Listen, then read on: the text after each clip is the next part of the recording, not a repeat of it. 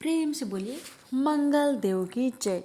प्यारे भक्तों, आज रसपान करेंगे मंगलवार व्रत कथा।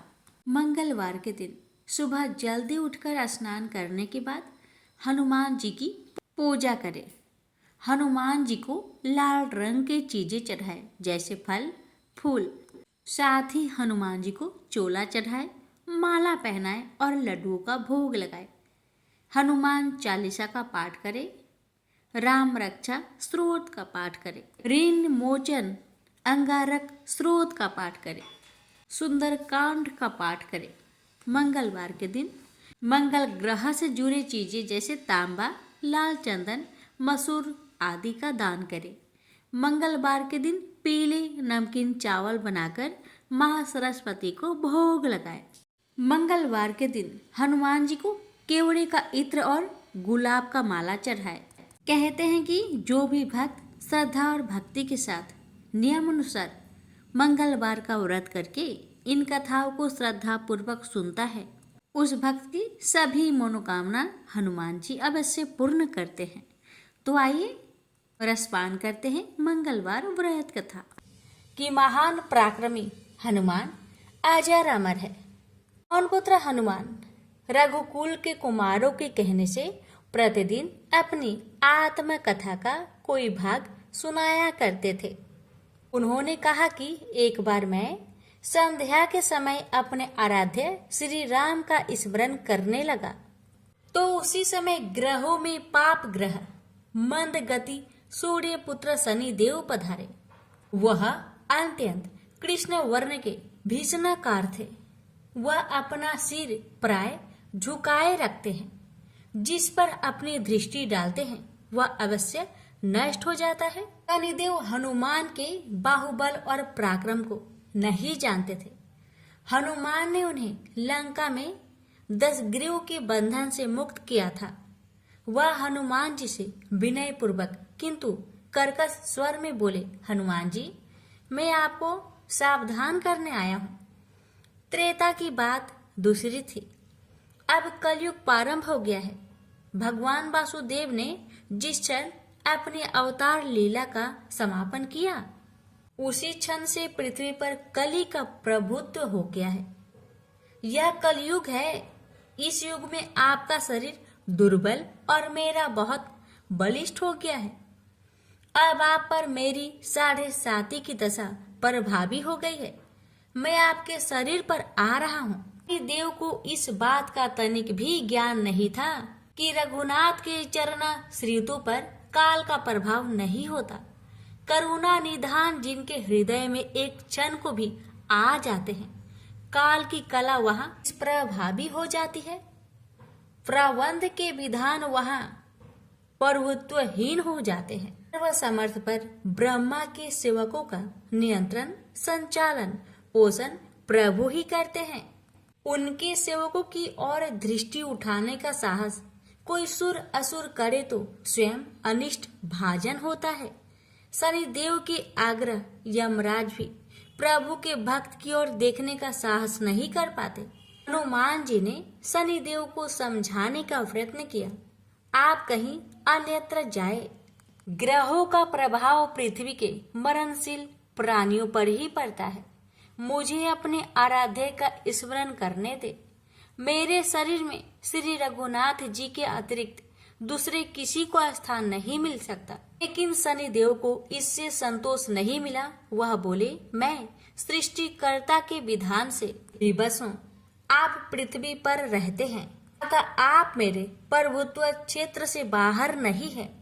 मेरे 22.5 वर्ष व्यतीत होने पर 7.5 वर्ष के अंतर से 2.5 वर्ष के लिए मेरा प्रभाव प्राणी पर पड़ता है, किंतु यह गौण प्रभाव है। आप पर मेरे 7.5 आज इसी समय से प्रभावी हो रही है। मैं आपके शरीर पर आ रहा हूँ, इसे आप टाल नहीं सकते। फिर हनुमान जी कहते हैं, जब आपको आना ही है तो आइए। अच्छा होता कि आप मुझ वृत्त को छोड़ ही देते। फिर शनिदेव कहते हैं, कलयुग में पृथ्वी पर देवता या उपदेवता किसी को नहीं रहना चाहिए। सबको अपना आवास सूक्ष्म लोकों में रखना चाहिए। जो पृथ्वी पर रहेगा वह कलयुग के प्रभाव में रहेगा और उसे मेरी पीड़ा भोगनी पड़ेगी। और ग्रहों में मुझे अपने अग्रज यम का कार्य मिला है।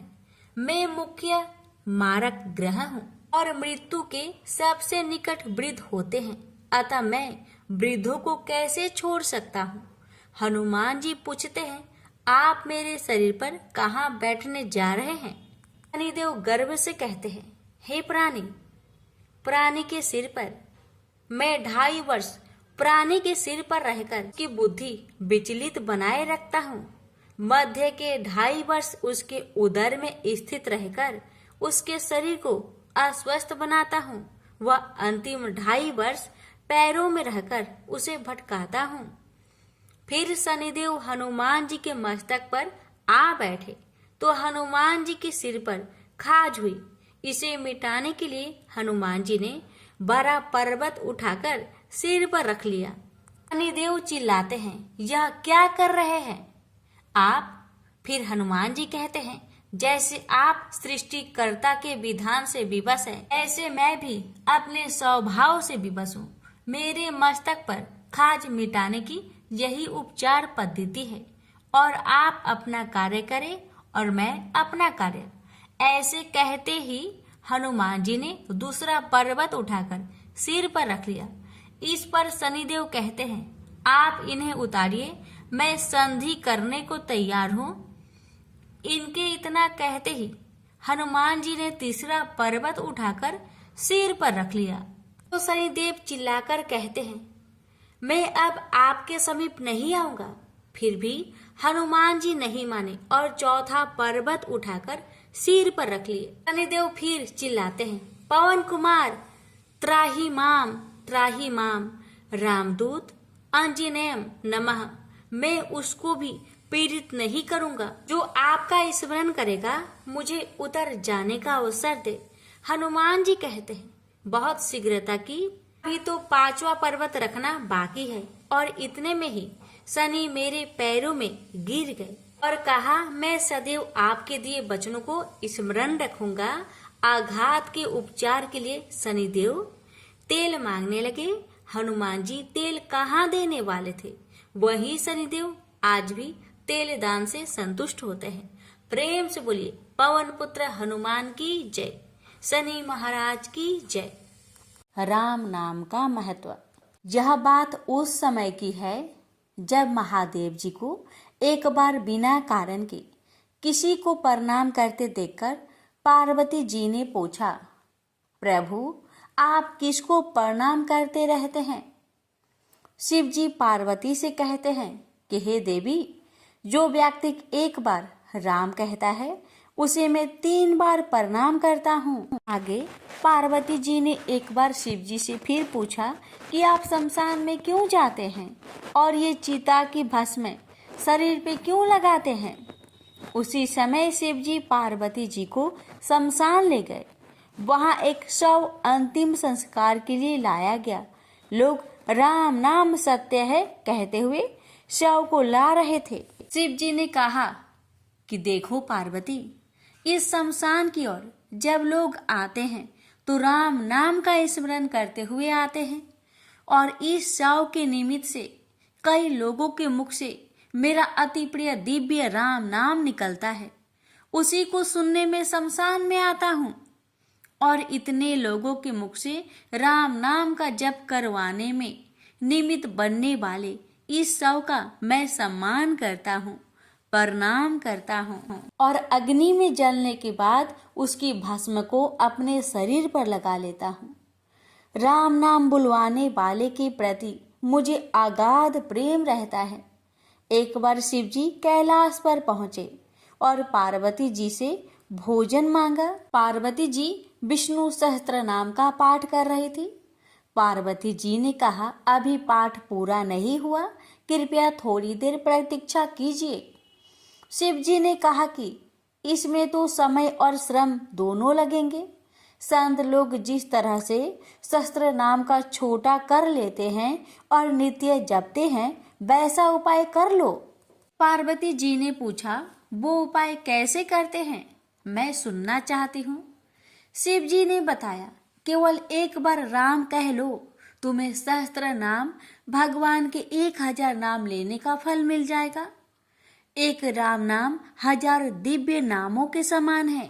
पार्वती जी ने वैसा ही किया। यह राम नाम सभी आपदाओं को हरने वाला, सभी संपदाओं को देने वाला दाता है। सारे संसार को विश्राम शांति प्रदान करने वाला है, इसलिए मैं इसे बार बार प्रणाम करता हूँ। भवसागर के सभी समस्याओं और दुख के बीजों को भूंज के रख देने वाला, समूल नष्ट कर देने वाला, सुख संपत्तियों को अर्जित करने वाला, यम दूतों को खदेड़ने भगाने वाला केवल राम नाम का गर्जन जप है। प्रयास पूर्वक स्वयं भी राम नाम जपते रहना चाहिए और दूसरों को भी प्रेरित करने चाहिए। राम नाम जपवाना चाहिए, इससे अपना और दूसरों का तुरंत कल्याण हो जाता है। यही सबसे सुलभ और अचूक उपाय है। प्रेम से बोलिए जय सिया राम। व्यास जी ने कहा, एक बार नैमिषारण्य तीर्थ में 80,000 मुनि एकत्र होकर पुराणों के ज्ञाता श्री सूत जी से पूछने लगे, हे महामुने, आपने हमें अनेक पुराणों की कथाएं सुनाई हैं। अब कृपा करके हमें ऐसा व्रत और कथा बताइए जिसके करने से संतान की प्राप्ति हो तथा मनुष्य को रोग शोक अग्नि सर्व दुख आदि का भय दूर हो, क्योंकि कलयुग में सभी जीवों की आयु बहुत कम है। फिर इस पर उन्हें रोग चिंता के कष्ट लगे रहेंगे, तो फिर वह श्री हरि के चरणों में अपना ध्यान कैसे लगा सकेंगे। श्री सूत जी बोले, हे मुनियों, आपने लोक कल्याण के लिए बहुत ही उत्तम बात पूछी है। एक बार युधिष्ठिर ने भगवान श्री कृष्ण से लोक कल्याण के लिए यही प्रश्न किया था। भगवान श्री कृष्ण और युधिष्ठिर का संवाद तुम्हारे सामने कहता हूँ, ध्यान देकर सुनो। एक समय पांडवों की सभा में श्री कृष्ण जी बैठे हुए थे। तब युधिष्ठिर ने भगवान श्री कृष्ण से प्रश्न किया, हे प्रभु नंद नंदन गोविंद, आपने मेरे लिए अनेकों कथाएं सुनाई हैं। आज आप कृपा करके ऐसा व्रत या कथा सुनाइए जिसके करने से मनुष्य को रोग चिंता का भय समाप्त हो और उसको पुत्र की प्राप्ति हो। हे प्रभु, बिना पुत्र के जीवन व्यर्थ है। पुत्र के बिना मनुष्य नरकगामी होता है। पुत्र के बिना मनुष्य पितृ ऋण से छुटकारा नहीं पा सकता और ना ही उसका पुण्यक नामक नरक से उद्धार हो सकता है। अतः पुत्रदायक व्रत बतलाइए। श्री कृष्ण भगवान बोले, हे राजन, मैं एक प्राचीन इतिहास सुनाता हूँ, आप उसे ध्यान पूर्वक सुनो। कुंडलपुर नामक एक नगर था। उसमें नंदा नामक एक ब्राह्मण रहता था। भगवान की कृपा से उसके पास सब कुछ था, फिर भी वह दुखी था। उसका कारण यह था कि ब्राह्मण की स्त्री सुनंदा की कोई संतान न थे। सुनंदा पतिव्रता थी, भक्ति पूर्वक श्री हनुमान जी की आराधना करती थी। मंगलवार के दिन व्रत करके अंत में भोजन बनाकर हनुमान जी का भोग लगाने के बाद स्वयं भोजन करती थी। एक बार मंगलवार के दिन ब्राह्मणी गृह कार्य की अधिकता के कारण हनुमान जी को भोग ना लगा सके, तो इस पर उसे बहुत दुख हुआ। उसने कुछ भी नहीं खाया और अपने मन में प्रण किया कि अब तो अगले मंगलवार को ही हनुमान जी का भोग लगाकर अन्न जल ग्रहण करूंगी। ब्राह्मणी सुनंदा प्रतिदिन भोजन बनाती, श्रद्धापूर्वक पति को खिलाती, परंतु स्वयं भोजन नहीं करती और मन ही मन श्री हनुमान जी की आराधना करती। इसी प्रकार 6 दिन गुजर गए और ब्राह्मणी सुनंदा अपने निश्चय के अनुसार भूखी प्यासी निराहार रही। अगले मंगलवार को ब्राह्मणी सुनंदा प्रातः काल ही बेहोश होकर गिर पड़ी। ब्राह्मणी सुनंदा की इस असीम भक्ति के प्रभाव से श्री हनुमान जी बहुत प्रसन्न हुए और प्रकट होकर बोले, सुनंदा, मैं तेरी भक्ति से बहुत प्रसन्न हूँ, तू उठ और वर मांग। सुनंदा अपने आराध्य देव श्री हनुमान जी को देखकर आनंद की अधिकता से विह्वल हो श्री हनुमान जी के चरणों में गिरकर बोली, हे प्रभु, मेरे कोई संतान नहीं है, कृपा करके मुझे संतान प्राप्ति का आशीर्वाद दे, आपकी अति कृपा होगी। श्री महावीर जी बोले, तेरी इच्छा पूर्ण होगी, तेरे एक कन्या पैदा होगी, उसके अष्टांग प्रतिदिन सोना दिया करेंगे।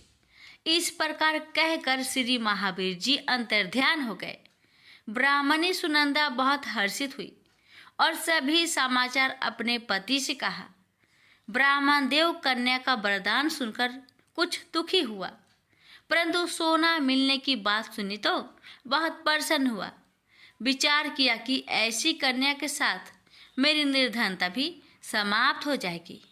श्री हनुमान जी की कृपा से वह ब्राह्मणी गर्भवती हुई और 10वें महीने में उसे बहुत ही सुंदर पुत्री प्राप्त हुई।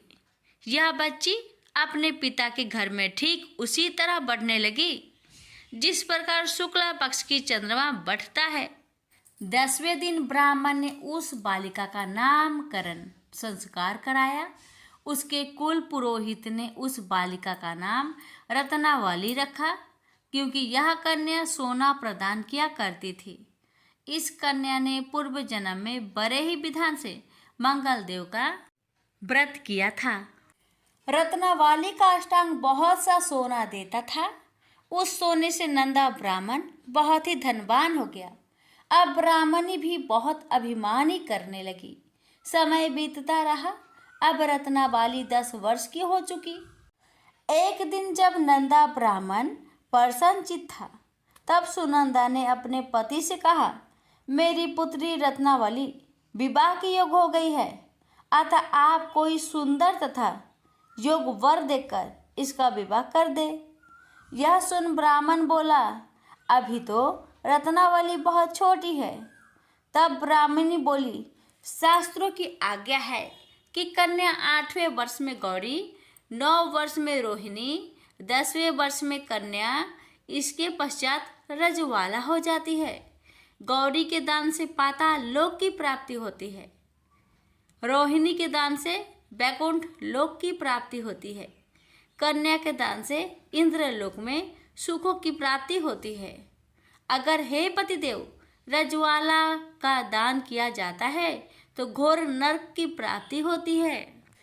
इस पर ब्राह्मण बोला, अभी तो रत्नावली मात्र 10 ही वर्ष की है और मैंने तो 16-16 साल की कन्याओं का विवाह कराए हैं, अभी जल्दी क्या है।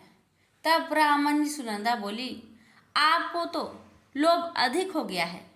शास्त्रों में कहा गया है कि माता पिता और बड़ा भाई रजवाला कन्या को देखते हैं तो वह अवश्य नरकगामी होते हैं। तब ब्राह्मण बोला, अच्छी बात है, कल मैं अवश्य ही योग वर की तलाश में अपना दूत भेजूंगा। दूसरे दिन ब्राह्मण ने अपने दूत को बुलाया और आज्ञा दी कि जैसी सुंदर मेरी कन्या है वैसा ही सुंदर वर उसके लिए तलाश करो। दूत अपने स्वामी की आज्ञा पाकर निकल पड़ा। पंपई नगर में उसने एक सुंदर लड़के को देखा। यह बालक एक ब्राह्मण परिवार का बहुत गुणवान पुत्र था। इसका नाम सोमेश्वर था। दूत ने इस सुंदर व गुणवान ब्राह्मण पुत्र के बारे में अपने स्वामी को पूर्ण विवरण दिया। ब्राह्मण नंदा को भी सोमेश्वर अच्छा लगा और फिर शुभ मुहूर्त में विधि पूर्वक कन्यादान करके ब्राह्मण ब्राह्मणी संतुष्ट हुए। परंतु ब्राह्मण के मन तो लोभ समाया हुआ था। उसने कन्यादान तो कर दिया था, पर वह बहुत खिन्न भी था। उसने विचार किया कि रत्नावली तो अब चली जाएगी और मुझे इससे जो सोना मिलता था वह अब मिलेगा नहीं। मेरे पास जो धन था कुछ तो इसके विवाह में खर्च हो गया और जो शेष बचा है वह भी कुछ दिनों के पश्चात समाप्त हो जाएगा। मैंने तो इसका विवाह करके बहुत बड़ी भूल कर दी है। अब कोई ऐसा उपाय हो कि रत्नावाली मेरे घर में ही बनी रहे, अपनी ससुराल ना जावे। लोभ रूपी राक्षस ब्राह्मण के मस्तिष्क पर छाता जा रहा था। रात भर अपनी सैया पर बेचैनी से करवटें बदलते बदलते उसने एक बहुत ही क्रूर निर्णय लिया। उसने विचार किया कि जब रत्नावाली को लेकर उसका पति सोमेश्वर अपने घर के लिए जाएगा तो वह मार्ग में छिपकर सोमेश्वर का वध कर देगा और अपनी लड़की को अपने घर ले आएगा, जिससे नियमित रूप से उसे सोना भी मिलता रहेगा और समाज का कोई मनुष्य उसे दोष भी नहीं दे सकेगा। प्रातःकाल हुआ तो नंदा और सुनंदा ने अपने जामाई तथा लड़की को बहुत सारा धन देकर विदा किया। सोमेश्वर अपनी पत्नी रत्नावली को लेकर ससुराल से अपने घर की तरफ चल दिया। ब्राह्मण नंदा महालोभ के वशीभूत हो अपने मति खो चुका था। पाप पुण्य को उसे विचार न रहा था। अपने भयानक व क्रूर निर्णय को कार्य रूप देने के लिए उसने अपने दूत को मार्ग में अपने जामाई का वध करने के लिए भेज दिया था, ताकि रत्नावली से प्राप्त होने वाला सोना उसे हमेशा मिलता रहे और वो कभी निर्धन ना हो। ब्राह्मण के दूत ने अपने स्वामी की आज्ञा का पालन करते हुए उसके जमाई सोमेश्वर का मार्ग में ही वध कर दिया।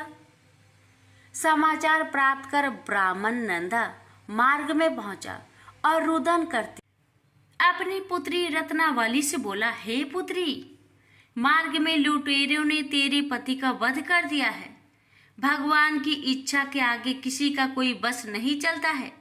अब तू घर चल, वहां पर ही रहकर शेष जीवन व्यतीत करना।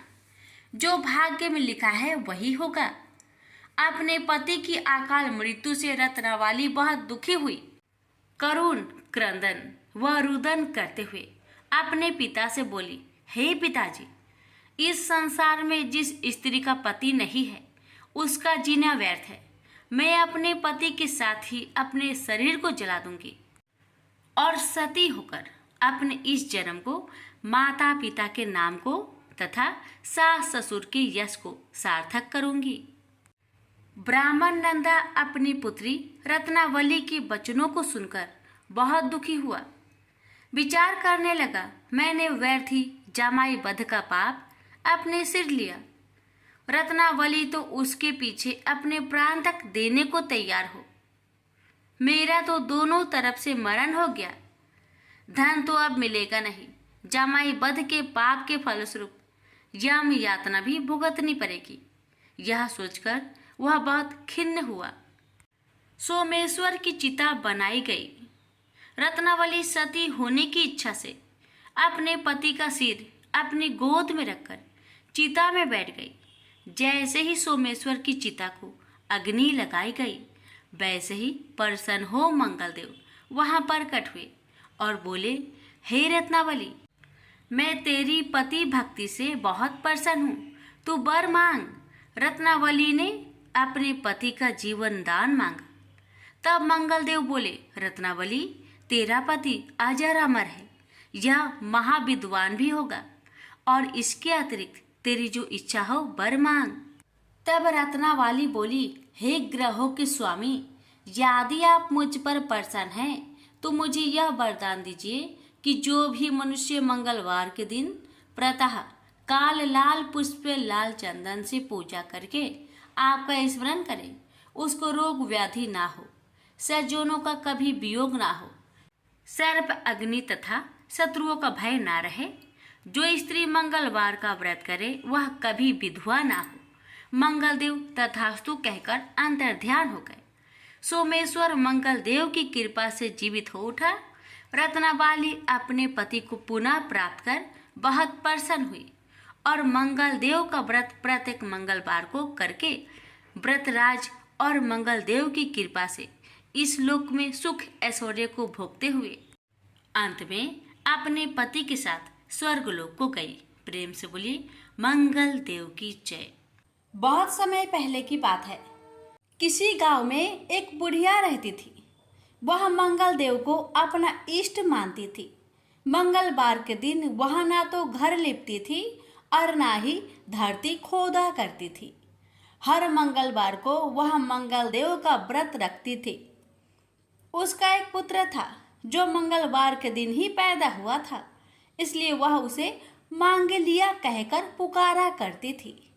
बुढ़िया की श्रद्धा देखकर स्वयं मंगल देव ने उसकी परीक्षा लेने की ठानी और साधु का भेष बनाकर उसके घर मंगलवार के दिन ही पहुंच गए। वह बुढ़िया से बोले कि मुझे भोजन बनाना है, तू थोड़ी सी धरती लीप दे तो मैं भोजन बना लूं। बुढ़िया ने कहा कि महाराज, मैं मंगलवार की व्रती हूँ, मैं आज के दिन धरती नहीं लिपती, मैं जल का छिड़काव कर देती हूँ, आप उस पर भोजन बना ले। उसकी बात सुन साधु ने हठ पकड़ ली कि मैं तो लिपी हुई धरती पर ही भोजन बनाता हूँ। बुढ़िया ने भी रट पकड़ ली कि आज तो धरती ना लिप सकूंगी, इसके अलावा आप जो भी करने को कहेंगे मैं करूंगी। उसकी बात सुन साधु ने वचन लिया कि धरती लिपने के अलावा जो कहूँ करना पड़ेगा। बुढ़िया ने 3 बार वचन दे दिया। अब साधु ने कहा कि अपने बेटे को बुला दे, मैं उसकी पीठ पर अंगीठी जलाकर खाना बना लूंगा। साधु की बात सुनकर बुढ़िया के होश उड़ गए, पर वह मंगल देव को साक्षी मानकर वचन दे चुकी थी। उसने मंगल देव का स्मरण कर अपने बेटे को बुलाकर साधु के पास भेज दिया। साधु ने कहा कि माँ, तू ही अपने बेटे को लेटा और अंगीठी सुलाग दे। बुढ़िया ने मंगल देव का स्मरण करते हुए बेटे को अवधार लिटाकर अंगीठी जला दी और साधु महाराज को बोलकर अपना काम करने लगी। जब साधु महाराज का खाना बन गया तब उन्होंने बुढ़िया को आवाज दी और कहा कि अपने बेटे को बुला दे, वो भी भोग ले लेगा। बुढ़िया ने हैरान होकर कहा कि महाराज, अभी तो आपने उसकी पीठ पर खाना बनाया है, अब वह कहाँ से आएगा? आप कृपया भोजन ग्रहण करें और जहाँ जाना हो जाए, मुझे और दुखी ना करे। साधु ने हठ पकड़ ली कि अपने बेटे को आवाज दे। साधु की बात सुन बुढ़िया ने जैसे ही कहा, मांग लिया, ओ मांग लिया, उसका बेटा दौड़ता हुआ आ गया। बेटे को देखकर बुढ़िया चकित रह गई। तब साधु महाराज ने कहा, माँ, तेरा व्रत सफल हो गया, तेरी अपने इष्ट देव में अटल श्रद्धा है, इसलिए आज के बाद वे हर तरह से तेरी रक्षा करेंगे, तुझे कभी भी कोई कष्ट ना होगा। मंगलवार का व्रत सभी प्रकार के सुख प्राप्त करने, रक्त विकार दूर करने, राज्य सम्मान पाने और पुत्र प्राप्ति के लिए किया जाता है। इस व्रत को रखने से मनुष्य के समस्त पाप नष्ट हो जाते हैं। यह व्रत 21 सप्ताह तक किया जाना चाहिए। व्रत के दौरान गेहूं और गुड़ से बने आहार ही ग्रहण किए जाने चाहिए। भोजन दिन या रात में केवल एक बार ही किया जाना चाहिए। इस व्रत के अंत में हनुमान जी की पूजा करनी चाहिए। पूजा के समय लाल रंग के वस्त्र पहने और हनुमान जी को लाल रंग के फूल ही चढ़ाए। पूजा के बाद मंगलवार व्रत की कथा सुननी चाहिए और अंत में हनुमान जी की आरती करनी चाहिए। इस तरह विधि पूर्वक और पूरी श्रद्धा से व्रत किए जाने पर मंगल देव प्रसन्न होते हैं और भक्त पर अपनी कृपा बरसाते हैं। प्रेम से बोलिए सिया रामचंद्र की जय। पवन पुत्र हनुमान की